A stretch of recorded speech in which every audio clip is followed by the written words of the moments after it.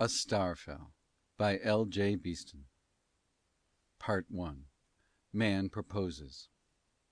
Letter dated September 22nd, 2004, from Professor James Clinton Gray to Wilhelm von Boulou of Berlin. My dear von Boulou, here's a clatter about my unfortunate ears. I am assailed on all sides. Will the time never come when a man with a new idea will obtain an attentive hearing, and abuse afterwards, if he deserves it? You have seen the papers, of course. The mildest term applied to your poor friend is that of visionary. I am assured that if I had lived in the past century, in the so-called advanced days of the 7th Edward, I should have been reckoned amongst the mad ones of that period. Possibly. Well, hard names hurt nobody. I believe that my idea will grow, will become a hypothesis, then a thesis. I am prepared to test my own opinions. I am ready to attempt to carry out this stupendous experiment. As was anticipated even in the slow times of the Victorian era, the rise and progress of the power of electricity has been steady and assured. Today we find only pleasure craft upon the sea. Our great liners traverse the air, racing the swallows. The steam locomotive is a thing forgotten, that panting, unwieldy piece of mechanism. And still this power holds out the most gigantic possibilities, one of which is now within my grasp. I will explain. My claim is the discovery of a new application of the electric fluid, whereby I may attain so enormous a speed as to practically annihilate space. A prophet has no honor in his own country, and the state has declined to help me evolve my model into the great dimensions of the airship which I propose to build.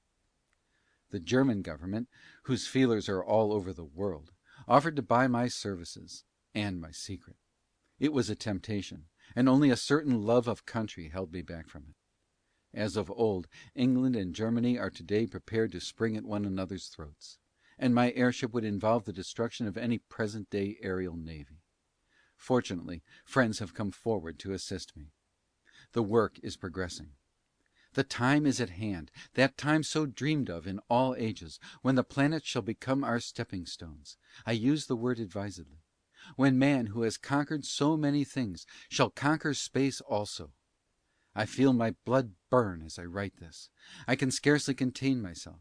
Do you wonder? I am thinking of making a very serious move. You know Oppenheim, the German inventor? He is an extremely clever fellow, and has some good ideas in these matters. I have a mind to suggest to him that we combine our intelligences. He can help me, I can help him. In so stupendous a venture as my forthcoming flight through space, it is hardly wise to rely upon a single brain. Can I trust him?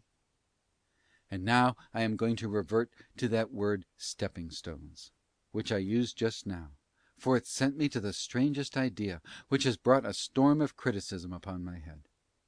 Our span of life upon this third planet from the sun is some 70 years. The conditions that surround us here will not permit of a longer tenure. I hold it possible that life, as we know it, once removed to another planet, might be extended, and so changed an environment might be renewed indefinitely.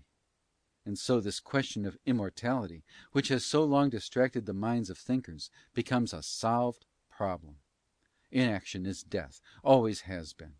But if we move from sphere to sphere, we may attain our full heritage, the ultimate aim of our existence. Are you laughing, my friend, as you read this? Well, all the world is laughing. I shall act. Yours, James Clinton Gray. From the same to the same. My dear von Boulou, a most extraordinary incident has occurred. I am the subject of a charming adventure. A pretty woman has offered to accompany me on a voyage across 26 million miles of space. One moment. I received your letter, in which you warn me concerning Oppenheim. Your terms of unscrupulous and unprincipled render me uneasy. I had asked for his help. He seemed enormously pleased, but I shall now back out of it as best I can. Now for my adventure. I was at Brighton on the Wednesday of last week. A century ago they used to run to this seaport their wretched little excursion trains, but the town is now almost a suburb of London. Near to it is my house, built on a quiet spot in the Sussex Downs. It was evening, and I strolled on to the pier, which was almost deserted. The wind that had been blowing all day had spent its strength. The sea also appeared to be resting. The sun was sinking, dragging after it the young moon, that showed itself only to retire. The waves rolled shoreward in long, languorous swells, falling with a melancholy sound upon the beach, and uttering deep sobs as they rose and fell through the iron stages of the pierhead.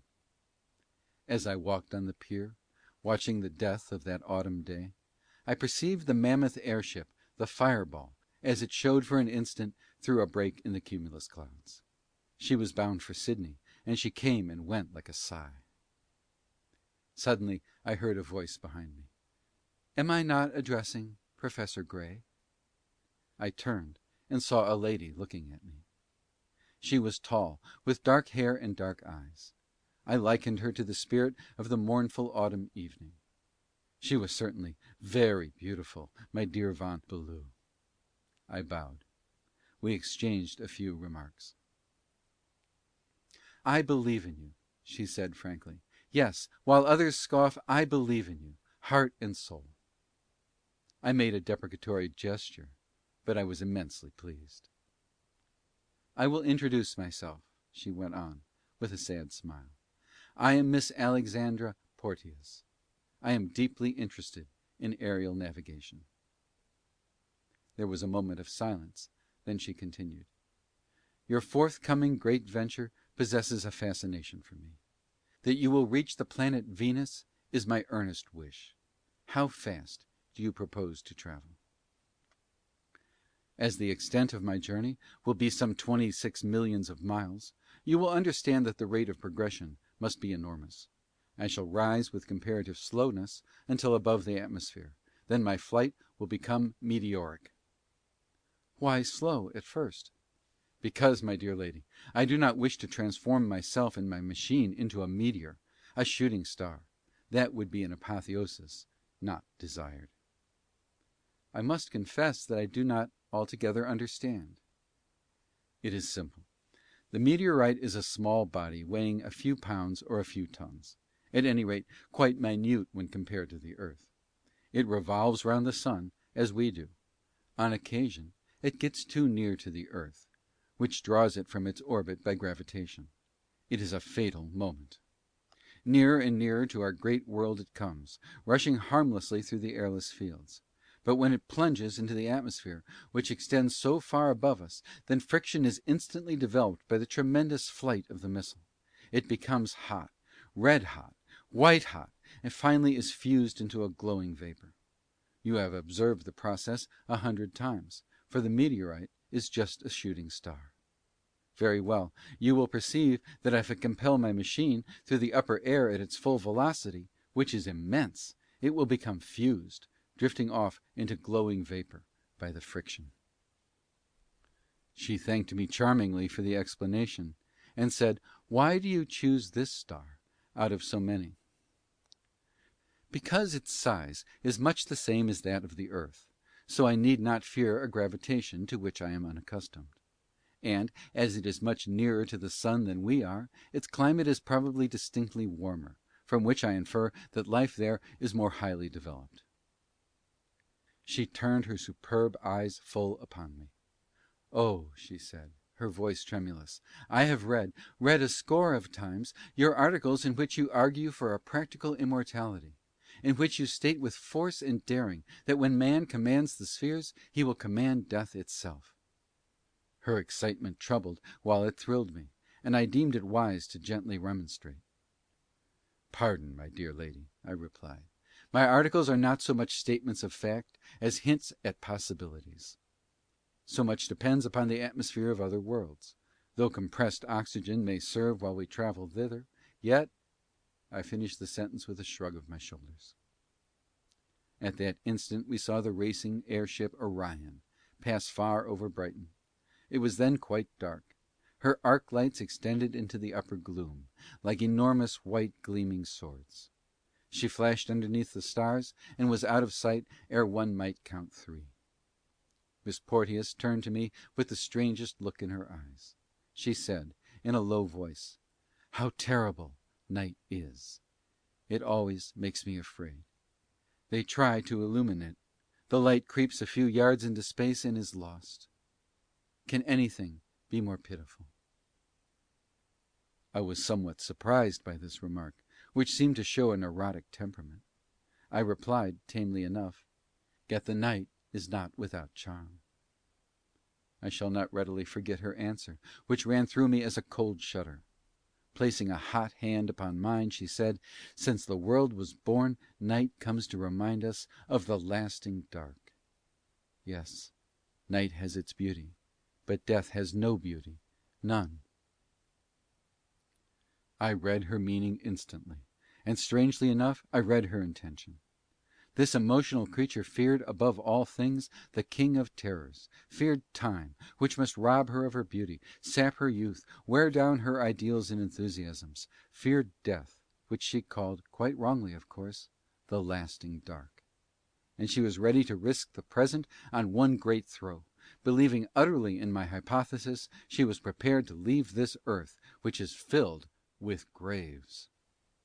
Truly, my dear von Bulow, it is well to be careful of one's words, well to conceal our opinions until we are sure of them. I was greatly troubled. By this time you have probably guessed the rest. I fell in love with Miss Porteous that autumn evening. Within 3 days I told her so. Does she love me? It is my hourly prayer. Anyhow, she is with me in this venture. All London knows it. All England execrates me. There is even talk of persuading the authorities to interfere with the expedition. You know me too well to believe that I shall change my mind. We shall be married in less than a month, and shall start directly afterwards, if possible. Yours, James Clinton Gray. From Wilhelm von Bulow to Professor Clinton Gray. My dear friend, I have just received your letter, which has filled me with astonishment and apprehension. My affection must justify my plain speaking. I am jealous for your honor, anxious for your success, and when I hear of a woman in your purpose, I can but lift my hands in horror. What! You in love? Fiddlesticks! I will not hear of it. You must disencumber yourself of this stupidity. For the venture that lies before you, you will need concentrated energy, nerve, stamina, immense courage. Marriage is not for you. Understand that. It is a luxury which you must forego for the present. Do I speak my mind too freely? Pardon me, you have made me so hot. Concerning Justice Oppenheim, I am watching this man. I shall be surprised if I do not find that he is a spy in the pay of the German government. He is extremely jealous of you. In Berlin, the general opinion of you is very high. It is believed that if there is a man living, capable of destroying the superb German aerial squadrons, that man is yourself. They want your secret, which will render present-day airships slow-moving as snails. Oppenheim wants your secret to perfect his clever ideas, and will not stick at a trifle to obtain it. Be careful, be suspicious, and fling this sentimentality to the winds. Your affectionate friend, Wilhelm von Bulow. From Alexandra Porteous to Justice Oppenheim, of Berlin. There is a statement in your latest communication which astonishes, though it does not frighten me. You say, if you play false, the worst possible consequences will befall you. I suppose you mean that I shall die suddenly. It is a pity that you should use these threats, for I must throw myself on the protection of the man I love. Yes, I love him. I disregard your bitter sneer. After all, I have wronged you, but by doing so I righted myself.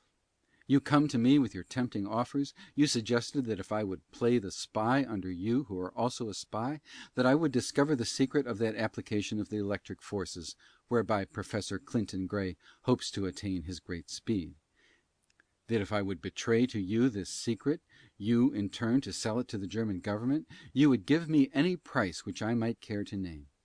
And I wanted money, and I closed with the offer, and I became acquainted with the professor, and I acted a part, and I lied to him, and I learned all that you wished to know. And then, if you knew how impossible it is for me to work him so deep an injury, so great a wrong. He trusts me. He tells me everything. His brain is wonderful, but his heart is a little child's. When he knows all, for I shall confess all, he will forgive me. I am too well acquainted with you and your purpose to think that you will yield. I know you now for an enemy. You need not have told me that. You offer me one more chance. I decline it. You hint that you will find means to compel me to abide by our compact. That is impossible. You speak of the penalty that I shall incur. I repeat that your threats will not intimidate me. You will understand why I prefer to leave this letter unsigned. Ethergram from Wilhelm von Bülow to Professor Clinton Gray. I am right and you are wrong. Beware the woman. She is a traitress. Am writing. Von Bülow. Ethergram from Professor Clinton Gray to Wilhelm von Bülow. You are an insulting ass. I married Alexandra this morning. Tomorrow we start. Clinton Gray. Part 2. God Disposes. From Professor Clinton Gray to Wilhelm von Bülow. My dear von Bülow, no doubt your eyes were amongst the first to see the news. My undertaking has ended in these frightful episodes. Could anything more extraordinary be imagined? Anything more terrible? I am half stunned. I keep thinking that I am in a nightmare's grip, that presently I shall awake. All round me are ethergrams and letters, for the world which was so hostile to my plans shows now a face of charity and sympathy. I am going to tell you exactly what happened. When I had made Alexandra my wife, I promptly dismissed the subject from my mind, since my proposed flight through space required much preparation. I did not see Alexandra for some 5 or 6 hours after leaving the church. Then, having a spare quarter of an hour, I went out in search of her. She was not in the house. No one had any clear idea as to what had become of her. I went out, expecting to find her in the near neighborhood. Evening was over the downs. My house is built in quite a solitary part. It is always so still there that the tinkle of a sheep's bell, the lowing of oxen, the sound of a motor horn, or the whir of an aeroplane can be heard with distinctness. There is a clump of wood behind the house. The sun fires it in the morning, and in the evening it becomes black and forbidding. Suddenly I perceived 2 figures pass across an opening in the hedge, and I recognized my wife, who was walking with a man whose face I failed to see at that distance. First my curiosity was aroused, then a jealous feeling. To crush the second I resolved to satisfy the first. Moving quietly across a stretch of downland, I gained the near side of the hedge. I had no right whatever to play the part of a spy, but I was a little piqued at my wife's absence at that time, and I yielded to a weakness that was unworthy of me. I moved with caution round the hedge, which was being stripped of its leaves by the autumn decay. By that time it was almost dark. The rooks in the wood uttered occasional caws that sounded like sardonic laughs. Suddenly I heard my wife's voice. She was speaking in anger. "If you have come so far to make me change my purpose, you have come in vain. I will have nothing more to do with you, neither must you attempt to see me again." When I heard those words the slumbering jealousy broke into a flame. I suffered a dreadful pang. Then the man spoke. "It is all very well for you to adopt this high tone towards me. You know that you are pledged." Astonishment held me rigid. I had recognized the voice. The speaker was Justice Oppenheim. What was he doing there? What right had my wife given him that he dared to address her in this way? Her answer came quickly. "I reject our compact. That has made me despise myself." "And you have informed Clinton Gray of the matter?" said Oppenheim. His voice was shaking with passion. "That does not concern you," replied my wife, haughtily. At these words a sudden trembling seized me, a deadly sickness. Would she deny the charge? No, she, silent, silent. "Come, come," went on this pretty villain, "it is not too late now. Give me the help I want, and I in turn will give you, here in banknotes, the sum of £1,000. He need never know. I swear to you that I will keep silent." "You have my answer. Will you not go?" cried my wife, stamping her foot. 2,000 then, not for 2 millions. He drew a long breath. "Very well," said he. "Be sure that I shall not let the matter rest here." It was then that I interfered. Calling out the scoundrel's name, I forced a way through the hedge, cutting myself somewhat in the process. Oppenheim turned on me like a wild beast. "Eavesdropper!" he snarled. "You rascal!" I retorted. "Get off my grounds, or I will summon a keeper to have you flung into that ditch." For answer he snatched at something in his pocket. I saw a dull gleam. Then my wife uttered a piercing cry, and threw herself before me. There was a spurt of flame, a whip-like crack. The ball which was meant for me entered my wife's body. I felt her shudder, heard her moan. Then Oppenheim was swallowed by the dark night, and I was left, crying loudly for help, not daring to leave the dear form in my arms. Her face was ashy whitened. She kept gasping my name. God, it was awful. 20 minutes later, my wife was under the surgeon's care. She was in that condition when life and death hang equal in the balance. Then, my dear friend, I went mad. You know that I am by nature of a mild disposition, holding it supreme foolishness to waste in any emotional excess that nerve force which is the stay of all character. But I will confess that on this occasion I gave full liberty to my passions. My one desire was to find Justice Oppenheim that I might kill him. I rushed from the house with this intent. A wonderful scene met my eyes. The police had been notified of the matter, and a dozen officers were already on the roads on motorcycles. News of the affair had flown here, there, and everywhere. It had reached Brighton, in which town for hours past a stream of visitors had been gathering with the purpose of witnessing the commencement of my flight, that was to take place from the grounds without my house. And all these people, an enormous crowd, mounted on bicycles, motorcycles, automobiles of every possible description, and on horseback, had come in haste to the scene of the crime that they might assist in discovering the villain who had done me so great a wrong, and who had disappointed them of the spectacle which they had come from all parts of the country to observe. I wish that you could have seen that wonderful sight. Far over the winding roads, amongst the downland, shone thousands of lamps, illumining the otherwise black night. The tinkle of bells, the tooting of motor horns, sounded incessantly. The deep hum of the voices of that immense gathering drowned the cry of the sea that was beating a full tide against the chalk cliffs. The darkened fields swarmed with searchers bearing lanterns. What would happen if this angry host caught Oppenheim? They would tear him to pieces. Unwilling to mingle with this army of sympathetic friends, I resolved to wait and abide events. But insensibly the excitement of the search drew me from the house.